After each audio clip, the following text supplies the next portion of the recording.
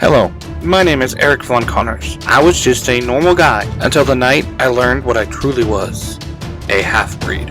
Half vampire and half angel. I had all their powers and none of their weaknesses. Save for one. The bloodlust. Call me Sparks.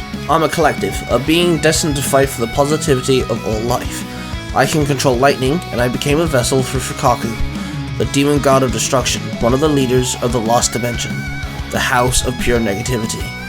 When we learned that our entire lives were for the amusement of the creators of the universe, truth be told, we gathered our friends and enemies, and we killed them. Also on that faithful night, I discovered the Order, a group dedicated to safeguarding the delicate equilibrium between good and evil. Get ready for a journey through the supernatural, where vampires, angels, and lycans coexist, each with their own struggle and triumphs. Come along with me, and together we'll embark on an adventure into the most epic tales that will defy even your expectations. And in results, we were given their power, multiversal, god-level power. But in results, we angered their race, the Lumalaya, who, in return of us killing two of their own, threatened every single life in all universes. Now, with my group, my brother, and Fukaku, we go about and build an army from all universes, keeping them safe at the same time, ready for the war to save the idea of life itself. Welcome, my friends, to the Order. We are the Mysteries. Within Order and Mystery.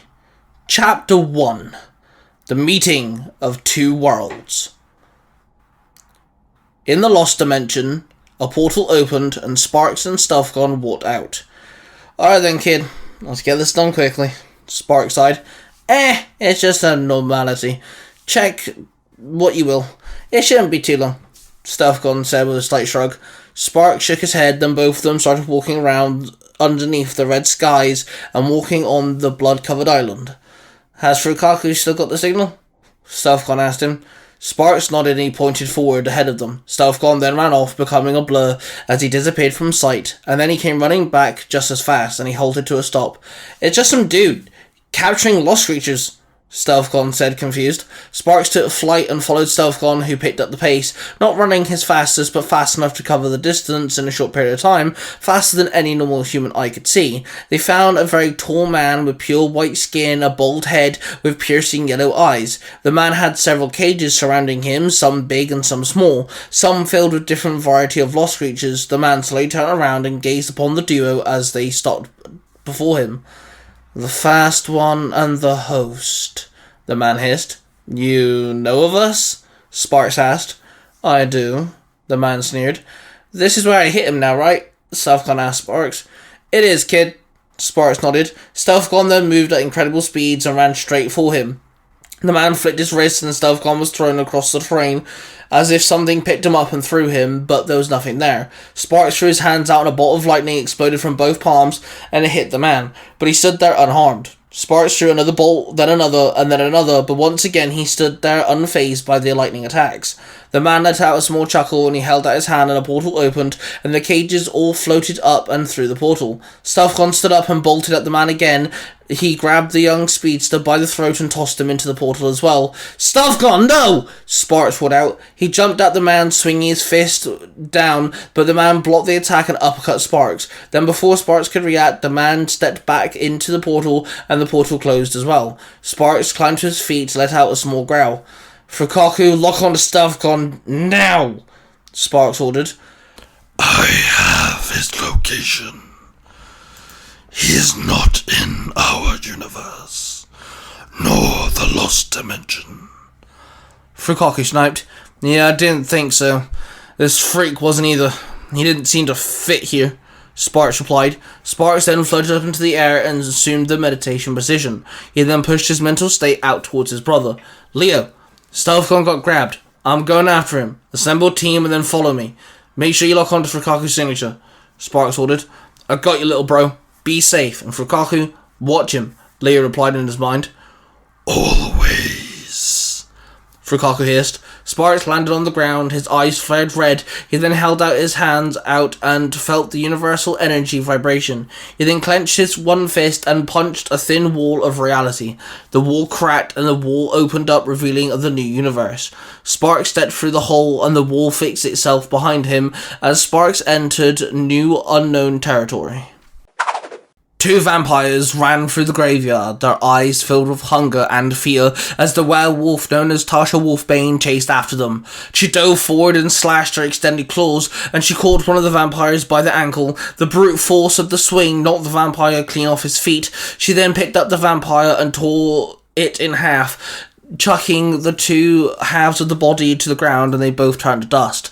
The other vampire looked back and saw the horrifying sight, and it kept on running. It came to a halt as it ran into Eric Von Connors. You're the chosen one, the vampire barked with fear. Chosen one? I mean, yeah, but my friends call me Eric. My old teachers would call me a pain in the ass, and when we play D&D, I'm known as Ethereal Nightshade, the Barbaric. Eric chirped. The half-Nephilim, half-vampire unsheathed his sword, and the vampire ran towards him. Eric moved swiftly, and with an easy rotation of his wrist, his blade cut cleanly, and the vampire's head fell to the ground, and both his head and body turned to dust. The vampire-angel hybrid stood there with a small grin on his face as he sheathed his blade, and Tasha came walking up to him as she sorted out her sleeves to her jacket. Why, oh why, must there be more vamps? We took down the literal definition of evil, I think. Right? Tasha asked, confused. Sadly, it doesn't work that way. Eric sighed. Then suddenly something caught their noses. A scent unlike any other. It smelled almost demonic. It was powerful. It was mixed with a godlike essence. You smell that, right? Tasha asked him.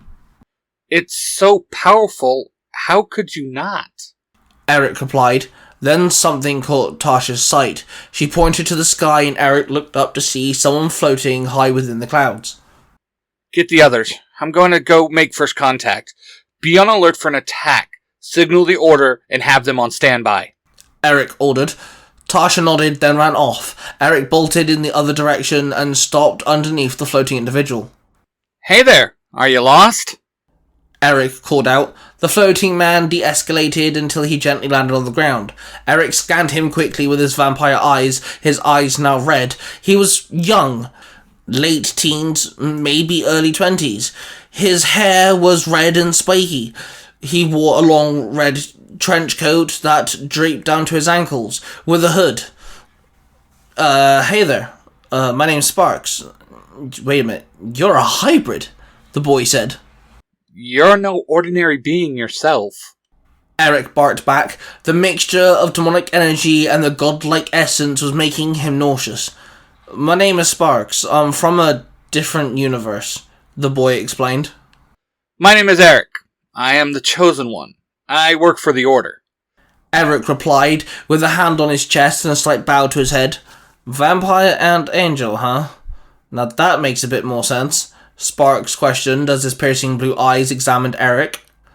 And what are you, a demonic human hybrid? Eric asked. Sparks let out a slight chuckle. Not quite. I'm a human. Actually, I'm a collective, a breed of human. But I'm also the host. My body is a prison for a demonic being called a demon god. His name is Rikaku, and he's my best friend. That's the god part. Put it bluntly, I killed the beings that created my universe, and I got given their powers, and now I'm in a war with the same beings' race. They want to rid the entirety of the multiverse. I am now part god too, Sparks told him. Eric pulled out his pistol and aimed it at Sparks. Are you trying to paint me a fool?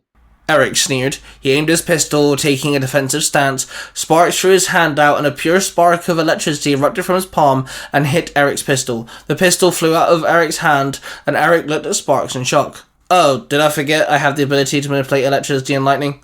Sparks said with a cheeky grin. Well, I'm gonna have to bring you in.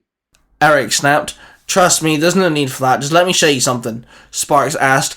Eric drew his sword and swung it. Sparks dodged the attack, but the tip of the blade ever so slightly catching his cheek. Sparks wiped the tiny drop of blood from his cut and examined his fingertip. It had been a long time since someone made him bleed. Then he let out a small chuckle. Eric jumped in and with another sword swing, he tried to hit Sparks. Sparks held out his hand, and in a flurry of pure red and black demonic energy, his sword known as Demon Tide appeared in his hand. A weapon that only listened to Sparks due to his connection with the demon god of destruction that soul was locked inside of him.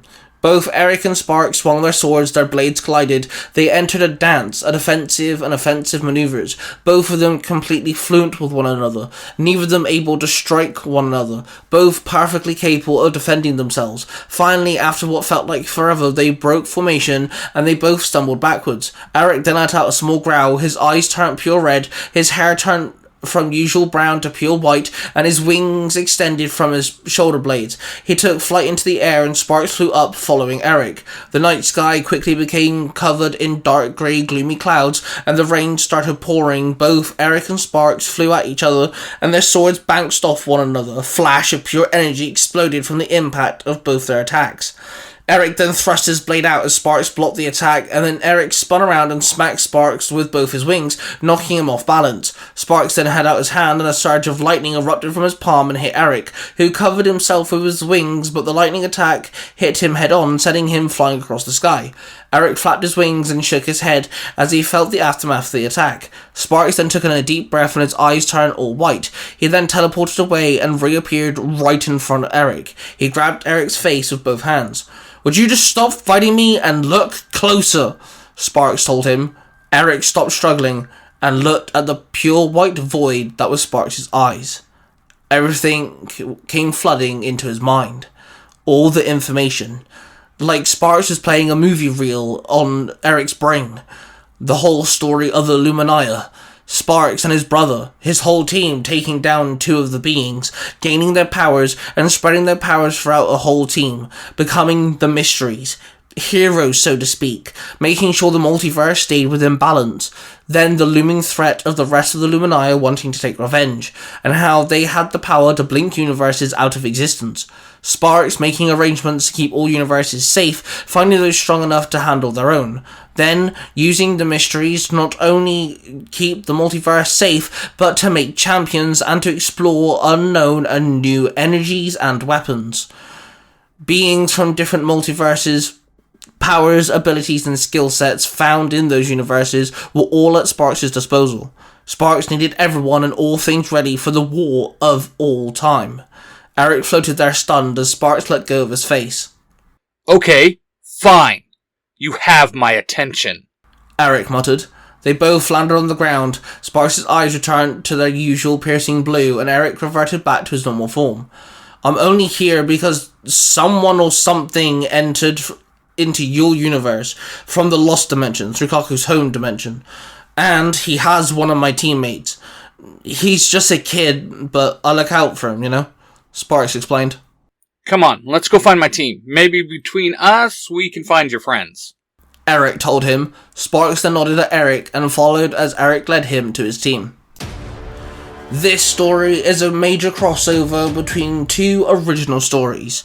The first one is The Order, which is a story created by my Parabatai cosplay dude 637.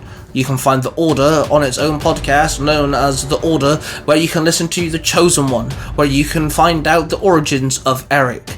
And if you wish to hear the origins of Sparks and Stealthgon, then make sure you check out the Tiger Tales Mysterious Origins YouTube channel and listen to the story Tales of Croatia.